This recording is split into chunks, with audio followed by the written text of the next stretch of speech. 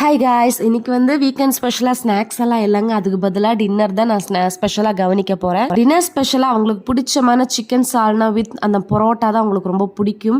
So அதுதான் இன்னைக்கு நான் செய்ய போகிறேன். அண்ட் சீரியஸ்லி நீங்கள் நம்பவே மாட்டீங்க, எக்ஸாக்ட்லி இந்த ஹோட்டல் ஸ்டைல் சால்னா டேஸ்ட்டும் அப்படி பரோட்டா நல்லா கிறிஸ்பியாக உள்ள நல்லா சாஃப்டாக அந்த ப்ரௌன் டெக்ஸ்டர் அவ்வளோ டேஸ்ட்டாக வந்துருந்துச்சு. இதோட லாங் வீடியோ நம்ம சேனலில் போஸ்ட் பண்ணியிருக்கேன், கீழே லிங்க் உங்களுக்கு பின் பண்ணுறேன், மறக்காமல் செக் பண்ணி பாருங்கள். அண்ட் கொஞ்சம் மைதா பரோட்டானால கொஞ்சம் அன்ஹெல்த்தி, ஸோ கொஞ்சம் அதுக்கு பேலன்ஸ் பண்ணுமேன்காண்டி ஹெல்த்தி வெர்ஷனாக கொஞ்சம் உளுந்தங்கஞ்சியும் நான் செஞ்சேன்.